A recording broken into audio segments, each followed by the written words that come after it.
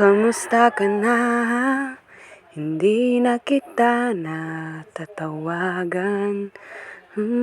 Nasan ka na? Tagal nang huli kang nakita. 3 taon, ang tagal pa nun. Nung araw na una kang nakita sa eskwelahan. Oo nga, nakaupo ka pa sa tabi ko. Hindi ko na alam unang sasabihin ko, pero sinabi ko nung una pa lang. Ako nga pala si May and ako ang iyong seatmate, Nay.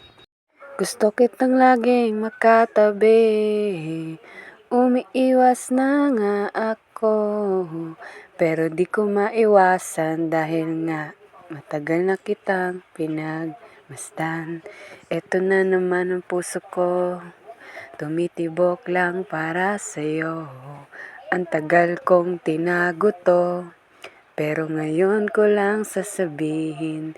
Sorry, pero hindi personal. Ito lang sasabihin ko sa kanta. Dahil nga natatameme na ako, di ko sasabihin kahit na malinaw pa. Oo, ang hirap pala. Oo, ang ganito.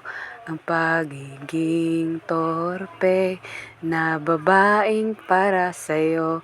Sana nga para sa'yo, pero di para sa'yo. Dahil di ko aaminin, para lang naman ako isang multo sa paningin mo. Halika rito, san ka ba pupunta? Andito lang naman ako, sinta, mahal na mahal kita.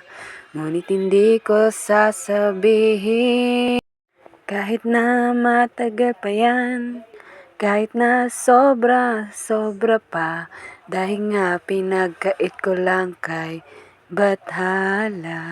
Oh, ang tagal-tagal na kitang di nakita. Sorry ha, di ko sinasagot mga tawag mo at mensahe sa messenger.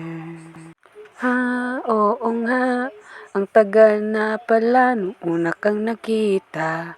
Oo nga. Sana sa susunod makita ka muli. Sana naman para lang masabi ito ng harapan sa iyo. Kaya lang mukhang malabo lang ito. Ang dami kong dapat sabihin. Pero di ko aaminin. Sana maingat ka. Sana mag-ingat ka. Oo, na-miss kita, pero dapat sana mag-ingat ka. Oh.